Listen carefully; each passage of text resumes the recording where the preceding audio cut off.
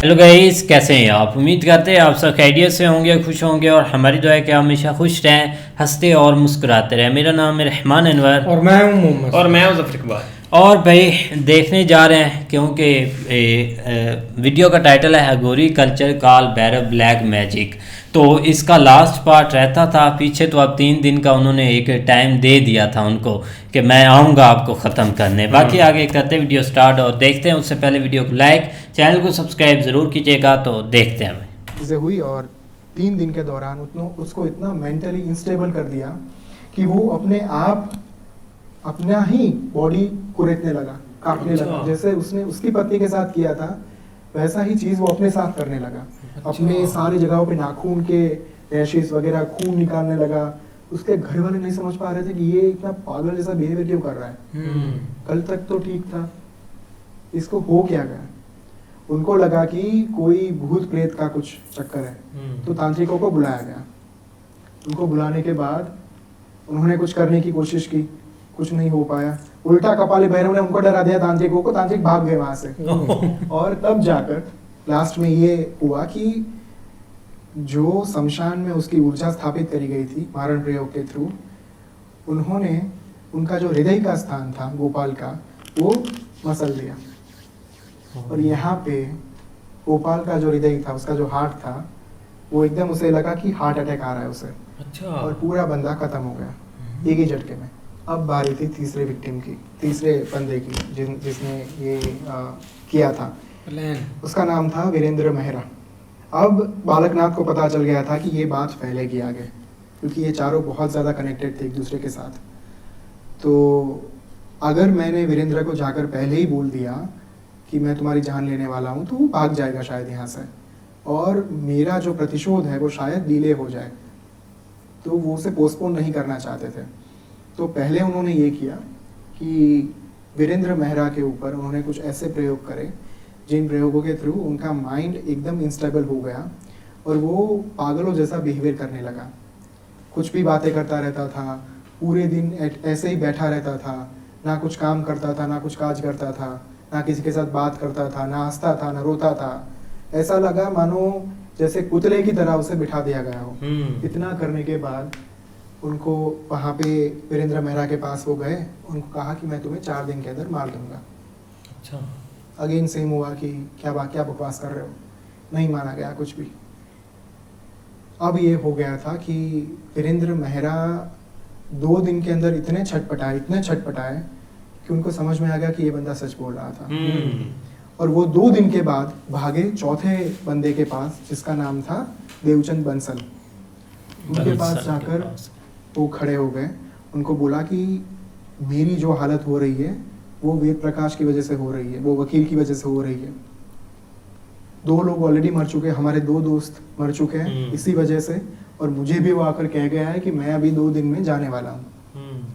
और जैसा ही वो आगे कुछ बताने जाए कि उनको कहाँ ढूंढना चाहिए, उसका जो एक लुक था वो कैसा था, कुछ वर्णन करने जाए, वैसे उसके पहले कर्ण पिशाचिनी ने आकर समाचार दे दिया, इन्फॉर्मेशन दे दी।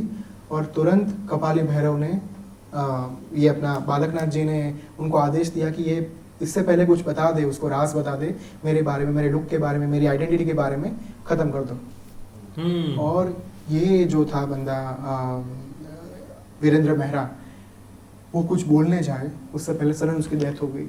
अच्छा। उसके सामने ही देवचंद बंसल के सामने उसकी डेथ हो गई।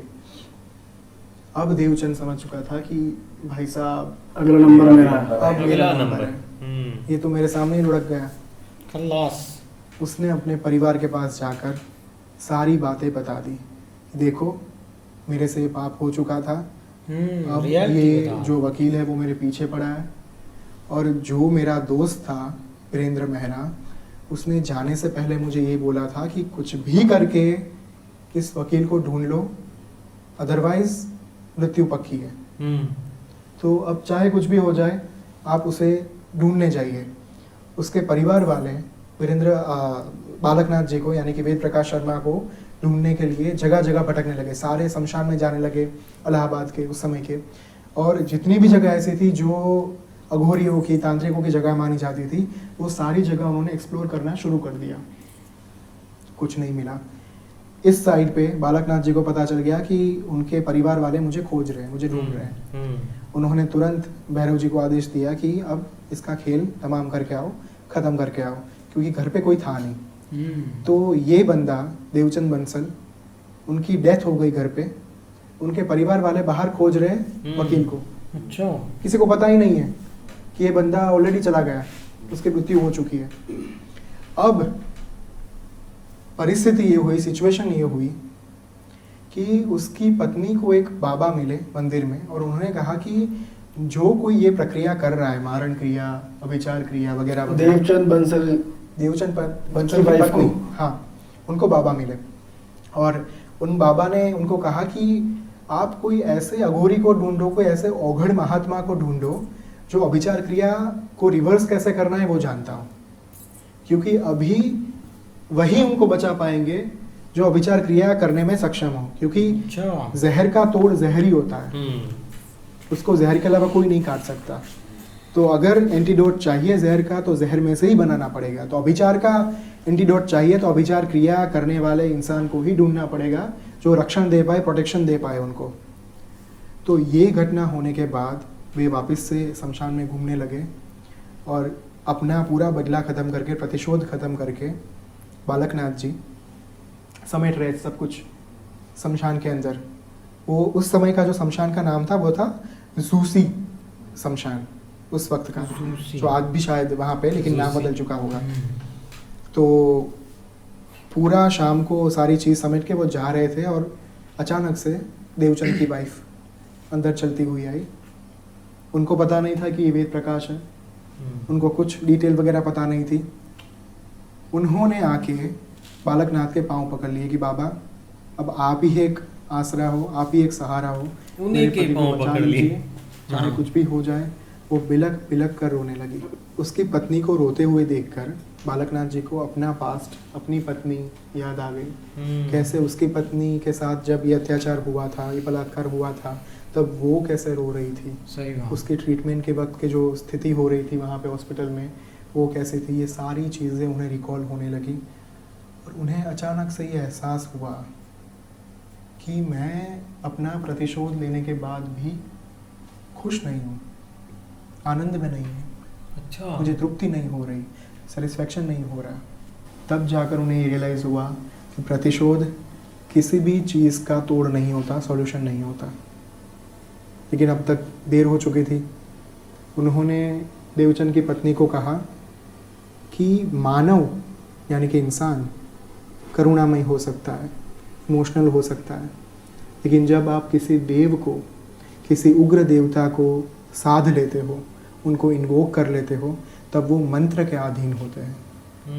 और ऐसे देवता जो मंत्र के अधीन हैं, वो आपका काम करके ही रहेंगे। उनके पास कोई फीलिंग्स नहीं होगी। हाँ जी। वो आपको ये नहीं कहेंगे कि अरे ये तो इंसान है, मैं इसको कैसे मार सकता हूँ।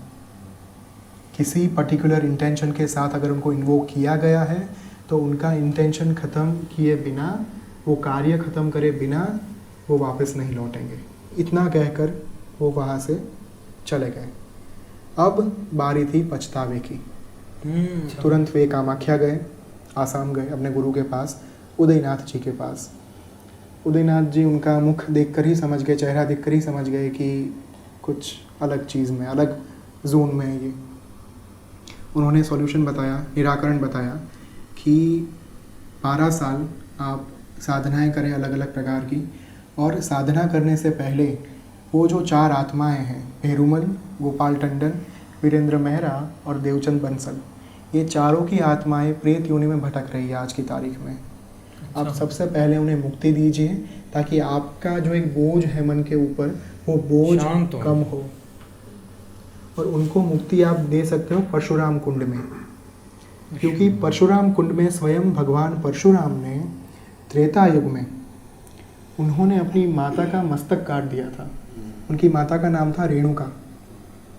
अपने पिता के कहने पर, उनके आदेश पर उन्होंने स्वयं अपनी माता का मस्तक काट दिया था। और उनका जो एक प्रायश्चित उन्होंने जहाँ पे किया था, वो परशुराम कुंड में उन्होंने किया था। वही वो कुंड में किया था। और उसी कुंड के अंदर उदयनाथ जी ने आदेश दिया कि बालकनाथ तुम वहाँ पे जाकर प्रायश्चित करो ताकि तुम उस कर्म में से, उस क्रिया में से मुक्त हो पाओ, तुम्हारे आत्मा के ऊपर जो बोझ तुम अभी महसूस कर रहे हो वो कम हो। और वो गए परशुराम कुंड के पास, उन्होंने सारी विधि विधान क्रिया करके पिंडदान किया और उस वक्त पे चारों की चारों आत्माएं प्रकट हुई। बिरुमल, गोपाल नंदन, वीरेंद्र मेहरा, देवचंदन, चारों जो है चारों की चारों आत्माओं को उन्होंने पूछा कि मैं आपका अपराधी हूँ, मैं आपका दोषी हूँ, आप मुझे जो दंड देना चाहते हो, जो मेरा अपराध का आप मुझे बोध कराना चाहते हो, आप मुझे कराओ, मैं आपका कोई भी दंड स्वीकारने के लिए तैयार हूँ। वो चारों आत्माएं जानती थी कि अब चाहे हम प्रेत हो लेकिन हम कुछ नहीं कर पाते, हम कुछ कर नहीं पाएंगे इनका, क्योंकि ये जो बालकनाथ है वो हमसे बहुत ज़्यादा शक्तिशाली है। तो उनकी भी गलती थी, तो उन्होंने कहा कि ठीक है, हमारी भी गलती थी और हमने भी आपका बहुत बड़ा नुकसान किया है, बस आपसे अब यही विनती कर रहे हैं, यही प्रार्थना कर रहे हैं कि आप हमें प्रेत योनि में से मुक्ति दिला दें। और तब जाकर बालकनाथ जी ने सारे विधि विधान के साथ परशुराम कुंड में रिचुअल के साथ पिंडदान करके उनको प्रेत योनि में से मुक्ति दिलाई। और फिर जाकर बाद में उन्होंने नागा संप्रदाय की दीक्षा ली, नागा साधु से, और उनका नाम हुआ प्रयाग भारती। और वो प्रयाग भारती बाद में गुजरात ट्रैवल करके चोटीला के पास मांडव नाम का एक छोटा सा प्रदेश है और वहीं पे जंगल भी है, वहीं पे आकर वो रह रहे थे। और यहीं से पूरी जो घटना थी, पूरा जो वाकया था, वो पूरे गुजरात में फिर फैला। और वो जब तक जिए तब तक उन्होंने लोगों को यही संदेश दिया कि प्रतिशोध से आपके अंदर की जो ज्वाला है वो शांत नहीं होगी, लोगों की भलाई करिए, आपके साथ जो हुआ वो शायद आपके कर्म के कोई विधान हो सकते हैं, शायद ये हो सकता है कि आपके जीवन में ये घटने वाला होगा, इसलिए हुआ होगा, लेकिन इसका मतलब ये नहीं है कि आप कोई ऐसी क्रिया कर बैठो जिसके करने के बाद पूरी ज़िंदगी आप पछताओ बेसिकली। तो ये थी पूरी कहानी। जो आपने पूछा था कि कौन सी सिद्धियाँ रहती है, इस टाइप की आप कह सकते हो कि उग्र साधनाएं होती है, सिद्धियाँ हासिल की जाती हैं। और सिर्फ ऐसा ही नहीं कि बुरी चीज़ों के लिए। मैंने एक नाम लिया था बाबा कीनाराम जी का, जो हमारे आज के वाराणसी में एक क्रिमकुंड जगह है, विजय चौराहा में। क्रिमकुंड में पूरे विश्व में आज की तारीख में सिर्फ और सिर्फ 2 जगह पे माँ हिंगलाज विद्यमान है। एक जगह जो शक्तिपीठ है पाकिस्तान में, और दूसरी जगह क्रिमकुंड। माँ की असीम कृपा उनके ऊपर थी, बाबा कीनाराम जी के ऊपर। आज की तारीख में भी भाई, अगर आप क्रिमकुंड जाओगे, आपको कोई भी बड़ी से बड़ी दिक्कत हो, 400 साल पहले वहाँ पे एक धुनी प्रज्वलित करी गई थी बाबा कीनाराम के माध्यम से, उनकी साधनाओं के बाद। वो धुनी 400 साल से प्रज्वलित है। अच्छा, बुझी ही नहीं, बुझी नहीं धुनी भाई। और उस धुनी में से जो भस्म मिलती है हमें, उस भस्म को आज की तारीख में भी प्रसाद के तौर पर दिया जाता है। उस जगह का प्रसाद ही भस्म है।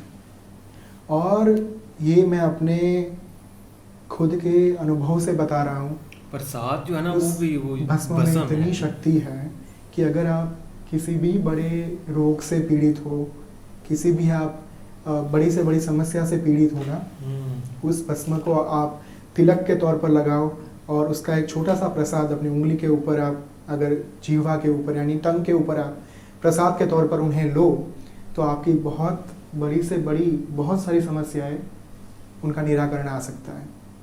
मैं काफ़ी बार भाई लोगों को कहता रहता हूँ कि जब भी आपको ये लग रहा है कि आपके ऊपर अभिचार क्रिया का प्रयोग किया गया है, क्योंकि बहुत सारे लोग आते हैं कि सर मुझे लग रहा है कि मेरे ऊपर किसी ने कुछ कर दिया है, मुझे लगता है कि हमारे आसपास बहुत सारी नकारात्मक ऊर्जाएं विद्यमान है। 100% में से 95% केसेस ऐसे होते हैं जहाँ पे कुछ होता ही नहीं है। उनके मन का भ्रम होता है, सिर्फ भ्रमणा होती है, इल्यूजन होता है कि मेरे ऊपर किसी ने कुछ कर दिया है। सिर्फ 5% केसेस ही ऐसे आते हैं जहाँ पे वास्तव में किसी के ऊपर कुछ करा गया है। So is there any way कि हमें पता लग जाए कि हाँ मेरे को सच में कुछ हो रखा है? बिल्कुल, मैं यही लोगों को कहता रहता हूँ कि जब भी आपको ये महसूस हो तब आपको किसी पाखंड में या फिर किसी अंधश्रद्धा के चक्कर में फंसने की ज़रूरत नहीं है। आज की तारीख में जो हमारा एक कमर्शियल युग है, छोटी से छोटी विधि कराने के लिए लोग पैसे लेते हैं। अगर सही तरीके से हो रहा है तो चलो ठीक है कि दक्षिणा हम दें, लेकिन सिर्फ लूटने के चक्कर में ये सारी चीज़ें हो रही तो ये तो एथिकल नहीं है, गलत है बिल्कुल। तो मैं कहता हूँ उनको कि जब भी आपको ये महसूस हो रहा है कि आपके ऊपर कुछ है, अगर आपको कोई भी नेगेटिव एनर्जी सता रही है या फिर आप अपने मन से पीड़ित हो, आपके जीवन में चीज़ें ठीक नहीं जा रही, तब आप सबसे पहले माँ का स्मरण कीजिए, आदि शक्ति का। क्योंकि जब एक आदि शक्ति, एक माँ अपने बच्चे को बचाने के लिए आती है ना, तब वो शेरनी बन जाती है। अपने बच्चे की रक्षा करने के लिए माँ कुछ भी कर सकती है। दुर्गा सप्तशती में एक बहुत ही सुंदर और बहुत ही ज़्यादा शक्तिशाली प्रयोग दिया गया है जिसका नाम है दुर्गा कवच। अच्छा। यानी the protection from the Durga माँ। दुर्गा। उसमें आप अगर उसका पठन करोगे, पूरा संस्कृत में है, 15 मिनट लगती है। उसमें एक स्पेसिफिक स्टांजा आता है जहाँ पे ये लिखा गया है, अभिचाराणि सर्वाणि मंत्र यंत्राणि भूतले भूचराः खेचराश्चैव जलजाश्चोपदेशिकः सहजा कुलजा माला डाकिनी शाकिनी तथा अंतरिक्षचरा घोरा डाकिन्यश्च महाबलः ग्रहभूत पिशाचाश्च यक्ष गंधर्व राक्षसः ब्रह्म राक्षस वेतालाः कुष्मांड भैरवादयः नश्यन्ति दर्शनादस्य कवचे हृदि संस्थिते मानोन्नति भवेद्राज्यं तेजो वृद्धिकरं परम। ये इस दुर्गा कवच के अंदर जो पूरा स्टांजा है, मंत्र का जो एक संपुट है, इसका उच्चारण करने मात्र से ही आपके आसपास अगर कोई भी नकारात्मक ऊर्जाएं विद्यमान होती है तो वो नष्ट हो जाती है। वो पूरा जो कवच रहता है वो 15 मिनट उसमें लग सकता है। दिन के अगर आप मान लो 21 बार कर रहे हो उस कवच का पाठ, 108 दिन तक ये अगर कवच आप कर रहे हो तो सिर्फ नकारात्मक ऊर्जा ही नहीं, आपके अंदर का जो भय है, जो डर है, अज्ञात भय किसी भी चीज़ का, करियर रिलेटेड, अपने आप के रिलेटेड, अपने रिलेशनशिप के रिलेटेड, पर्सनल प्रोफेशनल, किसी भी प्रकार का भय वो नाश हो जाता है। क्योंकि बीच में एक मंत्र है, नमस्ते तु महारौद्रे महाघोर पराक्रमे महाबले महोत्साहे महाभय विनाशिनी। ये भाई जो महानतम भय का नाश करने के लिए सक्षम है, कैपेबल है, वो आदि शक्ति को, वो दुर्गा माँ को हम पूज रहे हैं इस वक्त। और जब ये शक्ति इन्वोक करी जाती है, जब माँ की ऊर्जा जागृत करी जाती है, तब दुनिया में ऐसा कोई भी कार्य, अभिचार क्रिया, दुनिया में ऐसा कोई भी इंसान नहीं है जो आपके ऊपर कुछ भी गलत चीज़ कर पाए। तो मेरा बहुत ही ज़्यादा मानना है कि अगर आपको कुछ भी लग रहा है तो सबसे पहले अच्छे से सोचिए कि वाकई में नेगेटिव एनर्जी काम कर रही है। अगर वाकई में ऐसा कुछ है तो बाहर जाने की बजाय सबसे पहले आप अपने तरीके से, अपने ही माध्यम से आप साधना करिए। सारा पता भी है। जब भी आप प्राइम मिनिस्टर को आप जानते हो तब आपको क्लार्क को कांटेक्ट करने जाने की क्या ज़रूरत है? एक मीडिएटर को क्यों चाहिए आपको? आप स्वयं प्राइम मिनिस्टर तक पहुंच सकते हो, प्रधानमंत्री तक पहुंच सकते हो, तो आपको क्लार्क के थ्रू क्यों जाना है? सीधी हॉटलाइन है ना आपके पास।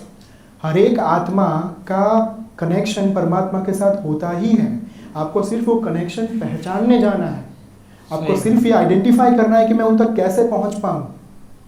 तो इसी चीज़ की आवश्यकता रहती है। अगर कोई भी विचार क्रिया या फिर ऐसा कुछ भी करा गया हो तो सबसे पहले कोशिश यही करिए कि घर पे बैठकर अपनी साधना के माध्यम से उस चीज़ों को टालने का, उसको नष्ट करने का प्रयत्न करें। ये जो आपने पूरा क्रिया बताई, वो जो कहानी बताई आपने जो एक्चुअल में हुई भी थी, उससे बहुत चीज़ें क्लियर हो गई है, समझ में आ गया कि हाँ गौरी की कितनी पावर होती है और कितने सिद्ध लोग ही होते हैं। बट मेरा एक क्वेश्चन यहाँ पे ये राइज होता है कि जैसे आपने बताया पूरी क्रिया में कि एनिमल्स को भी कष्ट पहुँचाया गया जी, उसमें जी बकरा था और एक भैंसा था, तो सब भगवान के क्रिएचर्स हैं जी, तो उनको मारकर उसकी भी तो पनिशमेंट फिर मिलनी चाहिए, वो कैसे ओवरकम होता है?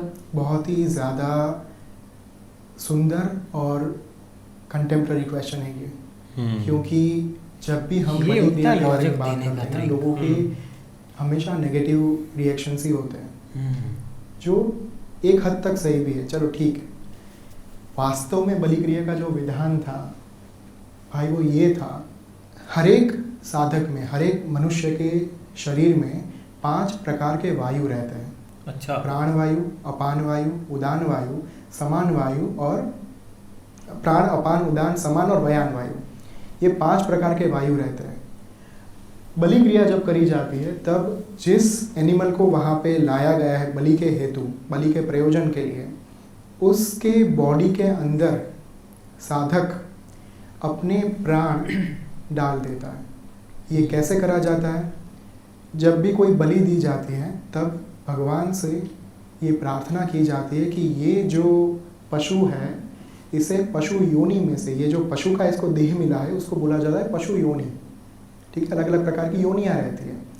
तो पशु योनि में से मुक्ति देकर इसकी जो आत्मा है उसे उसका ऊर्ध्व मार्ग के, मतलब उसका एक इवॉल्व आप करें, उस आत्मा को आप ऐसी गति दे, सदगति दे, ताकि वो अगले जन्म में एक अच्छा देह धारण कर पाए, वो फिर से पशु की योनि में जन्म ना ले। और तब ये चीज़ करी जाती है कि खड़क के माध्यम से जब वो बलि दी जाती है उसके पहले साधक स्वयं अपने प्राण, अपनी ऊर्जा, अपनी आत्मा उसके अंदर डाल देता है, पशु के अंदर। जब वो प्राण उनके अंदर डाले जाते हैं तब उनका मस्तक धड़ से अलग किया जाता है, और इतना होने के बाद जब उनका जो शिष्य रहता है, साधक का शिष्य, जो मस्तक अलग किया गया है उसको एक पात्र में लेकर, जो एक रक्त होता है उसका मस्तक का, उसे अपने हाथ से, अपने अंगूठे से उसको साधक को तिलक किया जाता है। और इस माध्यम से, इस तरीके से जो प्राण पशु के अंदर डाल गए होते हैं उस प्राण वापस बॉडी में आ जाते हैं, साधक के बॉडी में उसको वापस से लाया जाता है। तो ये क्रिया के थ्रू वास्तव में पौराणिक काल में बलि दी जाती थी। और इसका जो उल्लेख हमें मिलता है, इसका जो वर्णन हमें मिलता है ना, बाबा कीनाराम के जो अघोर संस्थान वाराणसी में है, उनकी अघोर की जो ऑथेंटिकेट किताबें हैं उनमें से ये वर्णन मिलता है। लेकिन हमारी दिक्कत यही है भाई कि हम शास्त्र पढ़ना, ग्रंथ पढ़ना भूल गए हैं। अगर हम वाकई में ये चीज़ें पढ़ें, अगर हम वाकई में बलि के पीछे का सत्य जानने का प्रयत्न करें, तो आपको पता चलेगा कि बलि कभी भी किसी आत्मा को मारने के लिए, किसी जीव को हानि पहुंचाने के लिए शुरू ही नहीं की गई थी। बलि तो अपनी दी जाती है, तब जाकर वो समर्पण के साथ देवता प्रसन्न होते हैं। बलि किसी देवता, किसी पशु की बलि देने से क्या फायदा है? देवता प्रसन्न तभी होंगे जब आप अपने ऊपर कुछ कष्ट लेकर देवता को प्रसन्न करने की कोशिश करो ना। जब तक आपकी आत्मा उस पशु के शरीर में नहीं जाती, आपकी आत्मा को वो कष्ट नहीं पहुंचता, तब तक देवता का क्यों प्रसन्न होंगे? तो ये हेतु था बलि विधान का, ये हेतु था बलि की क्रिया के पीछे का। लेकिन क्या बात है। लेकिन सर के पास जो एक नॉलेज था ना, बहुत प्यारा नॉलेज, एक उन्होंने ये गेन कैसे किया, अच्छा था।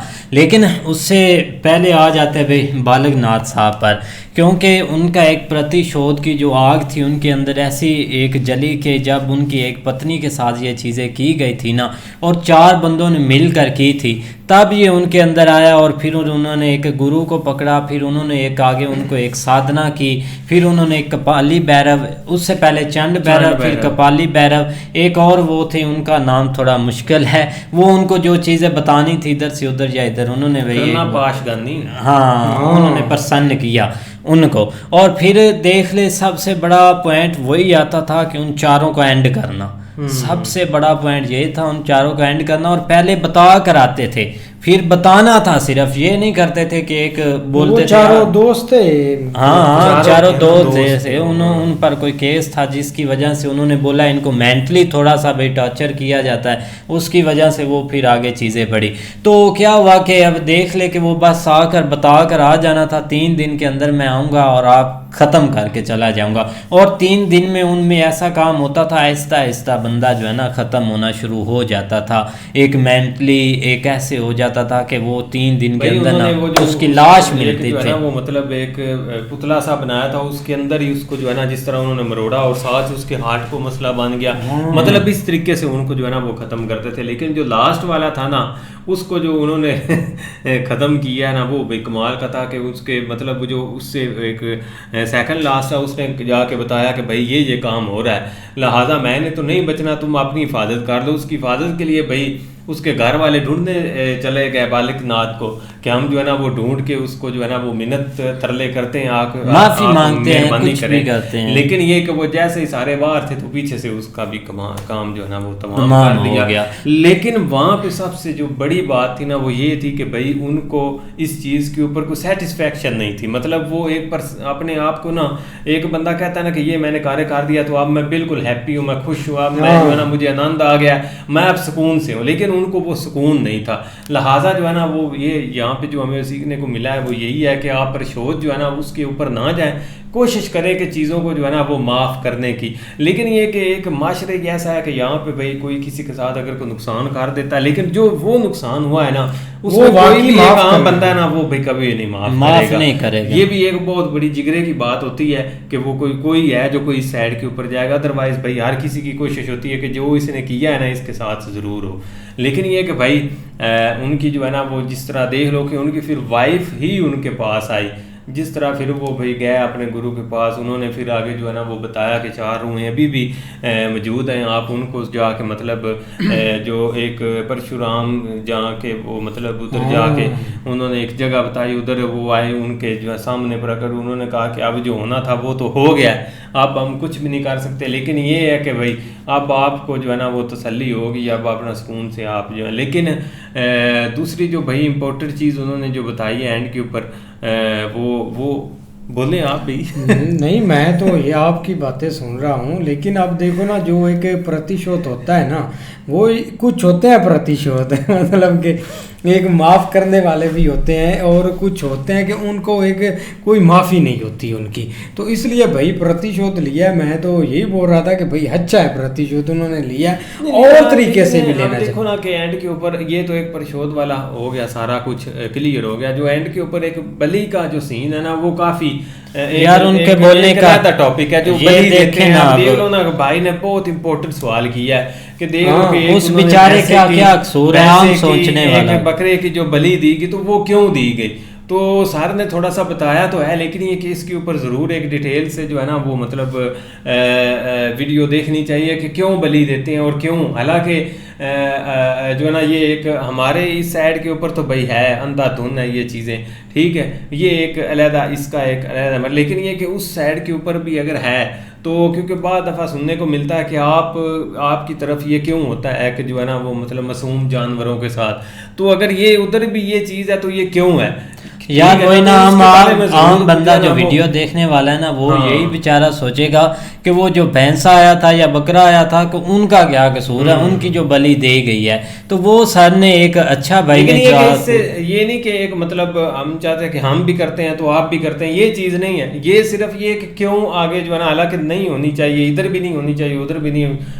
देखो ना कि हर किसी की एक कोई भी एक पशु पक्षी है ना वो उनकी एक इम्पोर्टेंट है जान, ठीक है। कोई भी एक पैदा होता है, कोई भी है, किसी चाहे परिंदा है, चिंद परिंद, इंसान, जानवर, जो भी आप समझ लें वो इम्पोर्टेंट है। लेकिन जब इस तरह के कार्य में हम उनको लेके आते हैं तो फिर ये चीज़ें क्यों मतलब इस तरह होती है। बाकी भाई अच्छी वीडियो थी भाई, बिल्कुल भाई, काफ़ी अच्छी चीज़ें देखने को मिली इसके बारे में कि वो किस तरह मतलब कितनी उनको एक जो है ना वो मतलब आप कह लें कि मेहनत करनी पड़ती है कोई भी चीज़ जो है ना वो हासिल करने के लिए। आप देख लो कि जिस तरह सबसे पहले चंड भैरव को उन्होंने मतलब उसके बाद फिर कपाली, फिर आगे थर्ड, फिर इस तरह करके चीज़ें हुई हैं, लेकिन ये कि उन्होंने हासिल कर ली थी इतना कुछ करने। बिल्कुल भाई, बाकी अच्छी वीडियो थी, उम्मीद करते हैं आपको पसंद आएगी। अगर पसंद आए वीडियो को लाइक, चैनल को सब्सक्राइब ज़रूर कीजिएगा। मिलते हैं नई वीडियो के साथ, तब तक के लिए गुड बाय, टेक केयर।